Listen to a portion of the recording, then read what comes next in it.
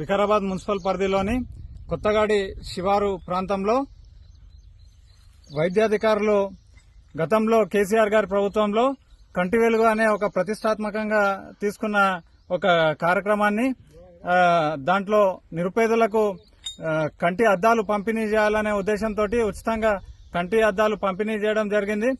దాంట్లో భాగంగా అందులో మిగిలినవి సరిగా పంచనివి వైద్యాధికారులు ప్రభుత్వ ధనాన్ని వృధా చేస్తూ ఈరోజు ఇక్కడ మున్సిపల్ ప్రాంతంలోని ఈ చెత్త కుప్పలో పడేయడం మనం చూస్తా ఉన్నాం. ఇంత దుర్మార్గమైన చర్యకు పాల్పడ్డ వైద్యాధికారుల పైన జిల్లా కలెక్టర్ చర్య తీసుకోవాలి.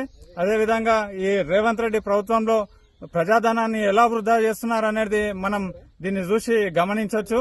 కాబట్టి వెంటనే జిల్లా కలెక్టర్ గారు సంబంధిత అధికారులపైన చర్య తీసుకోవాలని డిమాండ్ చేస్తా ఉన్నాం.